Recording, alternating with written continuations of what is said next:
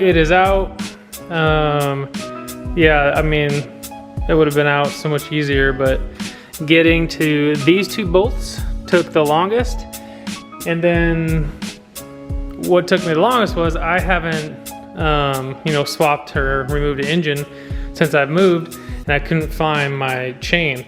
I had to go get this one to lift this engine out. Like, I couldn't find mine anywhere, and that's what took the longest to find. So yeah, it's out. I'm still gonna be looking for a low mile, really good 180 engine, either from a running car or you know, something that's been hit in the back, so I know it's a good engine.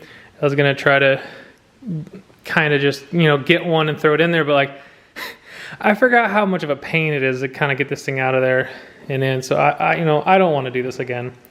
So yeah, I'm gonna be looking for 180. Meantime, I'm gonna take off the transmission. Man, it'd be so nice to get a diff, a LSD in there, but like, they're just so expensive. And the engine, I'm probably gonna try to be getting, you know, it's not gonna be cheap, you know. So I want to get a nice one, and it's probably gonna cost a little bit because I want a low mile one. So.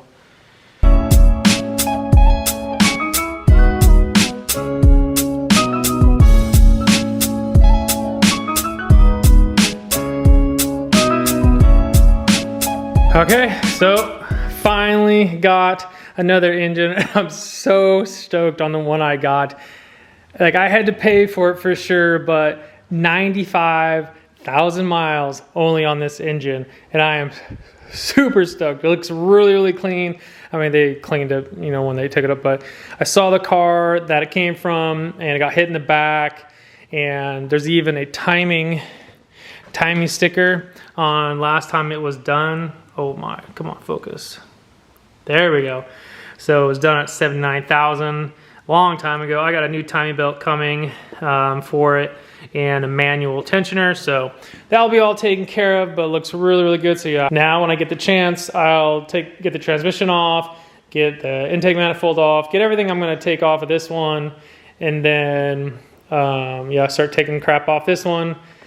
I'm going to keep the oil cooler and the turbo, since this turbo only has 95,000 miles on it, and you know, I don't know what this one had at all, but there's a lot of stuff to take off this one. Just pretty much just like the same stuff with this engine. I got to do the combi valve, take off all the emission stuff and everything. So, but yeah, really stoked to finally get a new engine, and yeah, well, when I have the time to switch it all up, I'll get going on that, and then we'll put it back in the Mark II.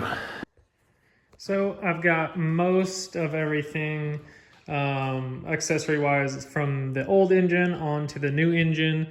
And as most of you know, my old engine was a AWP and the new one is a AWD. So there was some differences. So I'm moving over everything, all the sensors and everything. What else? Oh, so the noise that was coming from the transmission was from this. It rubbed all the metal off, and the only thing I can see that it was rubbing is from like this little nub right here.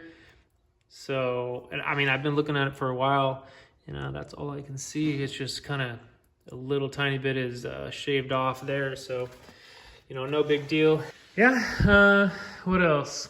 So another, you know, big difference that I saw, which I looked it up, and I guess it's doesn't really hinder the turbo at all, which I don't know if I believe that.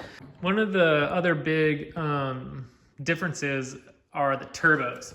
They're both KO3s, but they are totally different part numbers, and I looked them both up, and you know, the difference is, the biggest one that I saw is this part of it. This is a lot smaller. I mean, this is, you know, it's really, really small compared to this turbo, which I already have this on, but it was just way bigger on that one. But obviously that engine, I had no idea how many miles. I'm pretty sure it was really high miles. You know, this one is 95,000 miles. You know, I had to pay for that, but now I know for sure it's gonna last a long time.